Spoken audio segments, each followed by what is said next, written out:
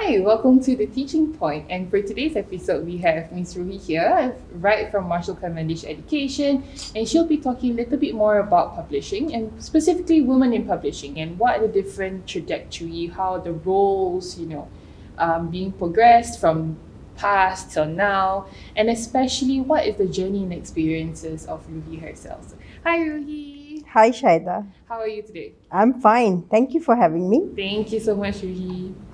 For our first segment on how you had entered the publishing world, could you describe a little bit more about your first day as in an editorial role?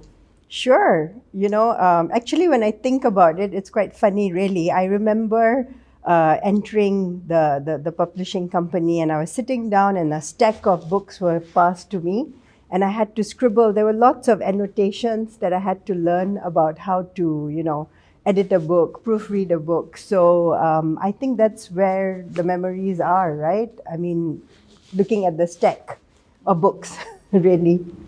Understand. So let's say when you talk about like books, could you describe maybe some of the titles or some of the subjects that you had first focused on in the start of your career? Interestingly, I think the first set of books that I had to work on were math titles. So it was quite interesting because that was not really my most favorite subject at school, but that's where I started. So when you first got on to understanding, like you had to talk about maths, you had to work on math textbooks. What were some of the tough experiences that you faced, as you stumble? I'm pretty sure when you're in your first job, you would first make a few mistakes, and what were the some learning curves when you first entered into the publishing world? I think, generally there's always a very dynamic curve when you're a new entry into the workplace, right? So everything was from scratch. Luckily, I had a good mentor and I was guided well. And I think that thing that worked for me was my passion for education. I could embrace all the challenges no matter what because I enjoyed, no matter what the subject. I knew that the aim of what I was doing was to get education, in the right way to the kids out there. So I was happy to come on board and learn what I needed to. Thanks, Ruhi. And specifically, when you mentioned you had a good mentor and you loved education, perhaps could you walk us through the role that you had specifically? So maybe like what were your main tasks within your first job in that sense? I mean, of course, I started as a junior editor, right? So I was really the person who would be doing the basics things like making sure I'm proofreading stuff and, just liaising for the manager. So it was really very basic in the beginning, right from scratch. So if there was someone who wanted to join, like there was a young woman who wanted to join publishing for the very first time, what would you advise? What would be a crucial advice that you would give her in terms of her first few years as she discovers publishing for the first time? I think I would tell her that, resilience is very important. Publishing is not a easy industry to be in. It requires a lot of resilience, willingness to learn, and be patient, right? As you go on that wonderful journey, I would say. I think resilience is really key because you never stop learning, even if in you're in the same role, you never stop learning in terms of the industry that you're in That's terms right. of how education still impacts not just Singaporeans but those overseas. That's right. And for me, I think it was just having a conversation with the team, and then I realized that education was a very interesting and still thriving industry.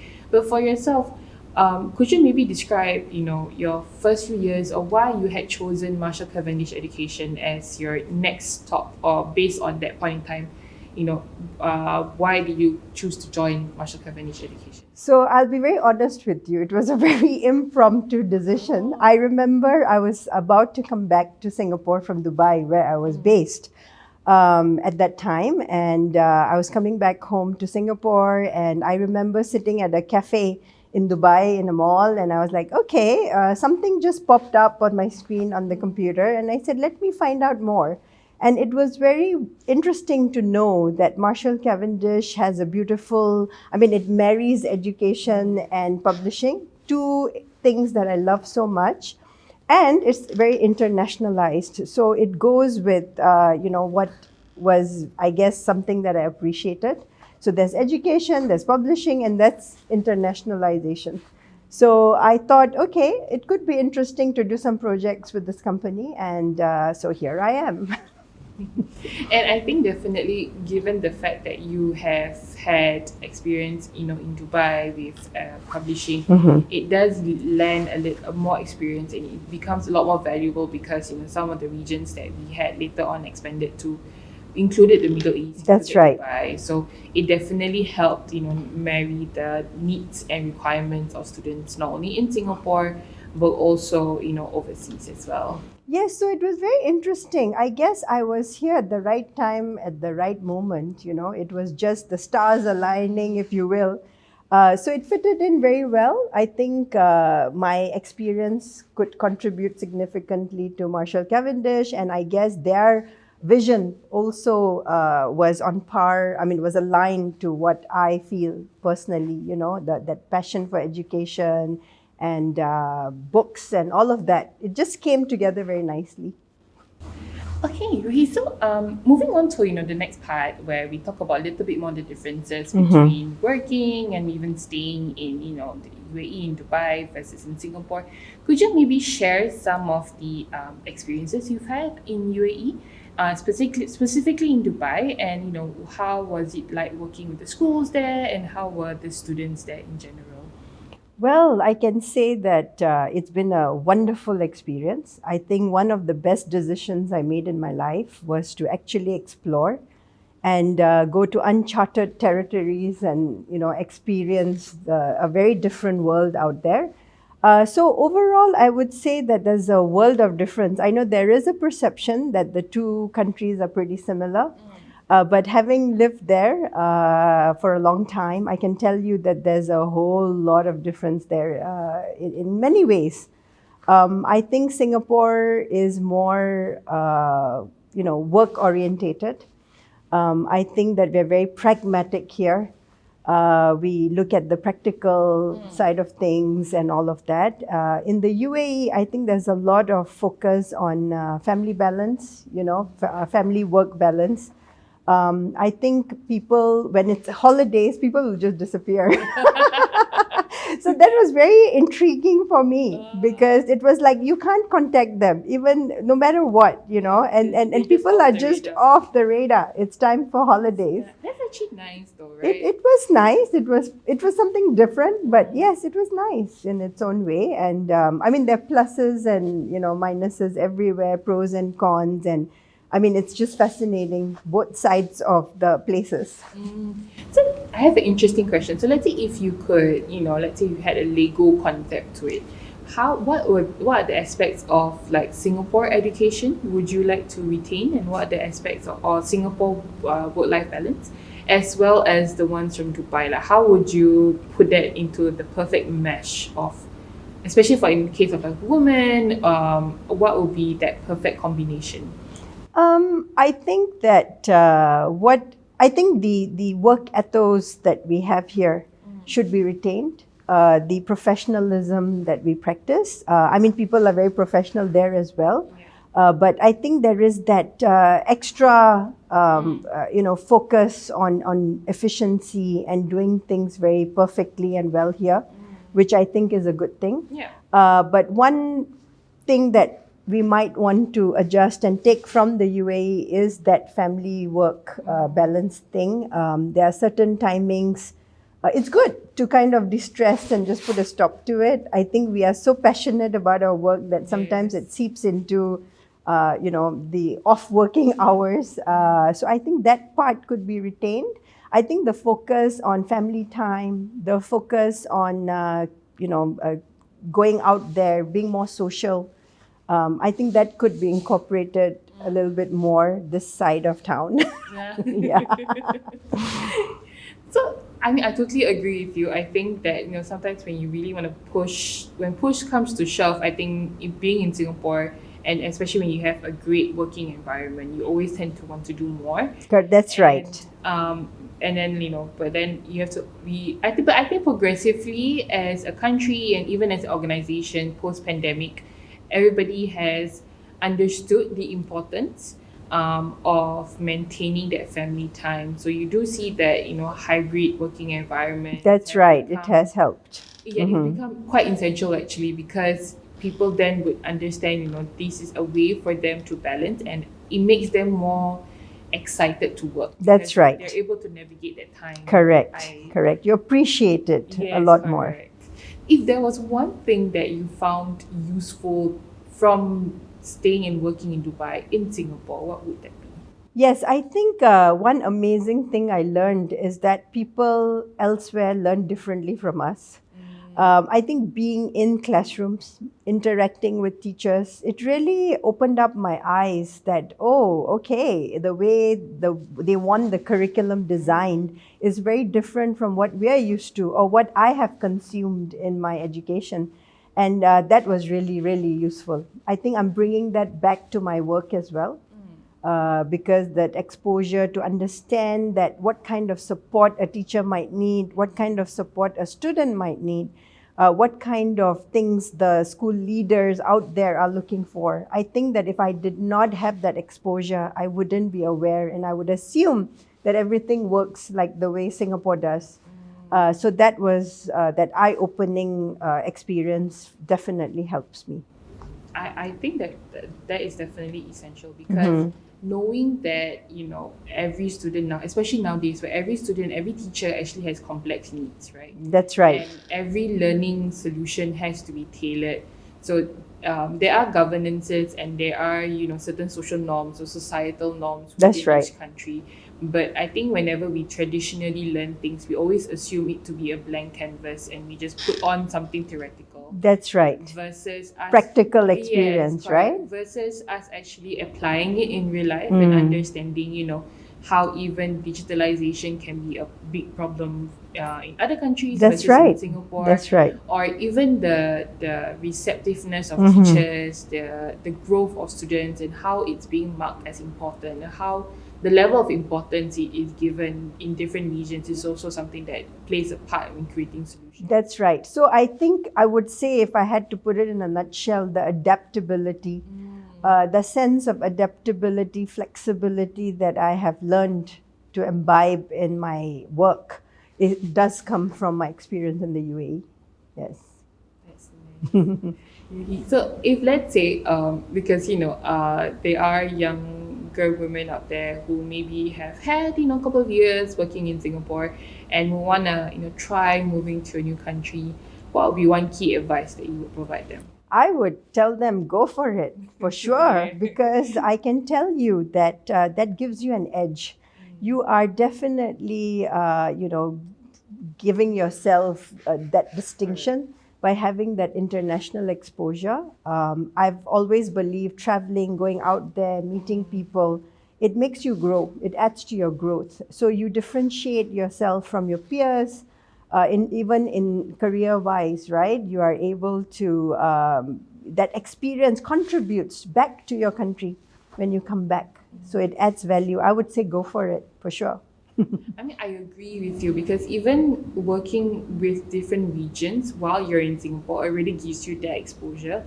So what more than providing yourself the opportunity to place yourself in another An country? unknown terrain, unknown, right? Yeah, and it truly builds yourself, right? It's either if you don't swim, you sink, and that's kind of driving you the key essentials, and then that helps you, create leadership qualities. That's right.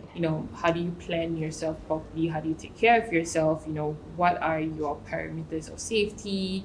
And I think it builds character as well. So I totally agree. That's right. So I feel that every young woman or any woman out there, you need to come out of your comfort zone. And that's where the growth happens, for sure. I agree. Okay, so Ruhie, during our final segment, maybe I could, just round up a couple of questions for us. Sure. And the first one being that, given that you've been in education and non-education, the publishing industry for quite a number of years, what made you decide that it was the industry of choice for yourself? It's very interesting. I come from a science background. I've done microbiology, and while I enjoyed learning the subject, I think I realized very long back that being in the lab is not for me. So I think that was a step one. And the other thing, right from very earlier on, right, I was a person who enjoyed being surrounded by books. I loved being in a bookshop.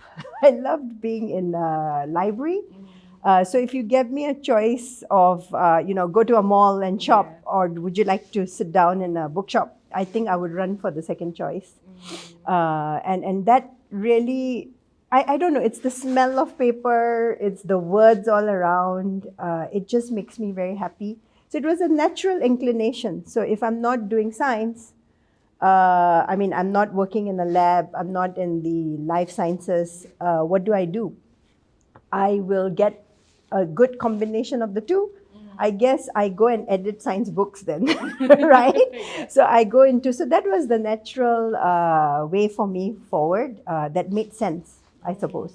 Yes. So a little bit of a probing question that I have is, given that you mentioned about books being an essential part of the decision why you chose publishing, and now that books or print materials have been of a decline of maybe not in education, but you definitely see it in other forms of publishing, right? So for example, I used to think that I wanted to be in the magazine industry for many years. I started there.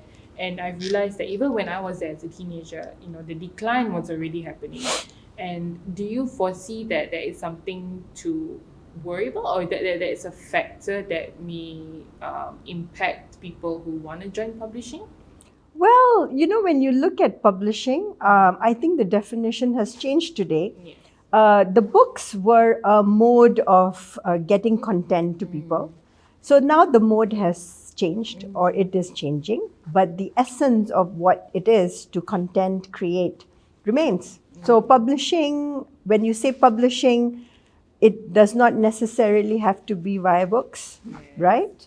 It's the content that you are publishing. That's true. So there is a different definition now, but pretty much the same essence. Yeah. I agree because I think that given that the younger generation, they're a lot more inclined, and they're a lot more savvier in terms of technological platforms, and that's right. They retain information faster, but they retain smaller bite size. Yes.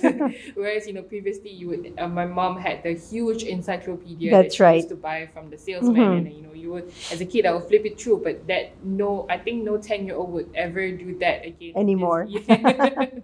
So I agree. I think that as long as we're able to tailor the mode, but the essence of the content remains that's the right same. So given that, we've talked about digitalization, and what do you think are the pivotal industry shifts in publishing itself, or even in education for that matter, that allowed for more growth in women pertaining to, career growth, or even growth in terms of contribution?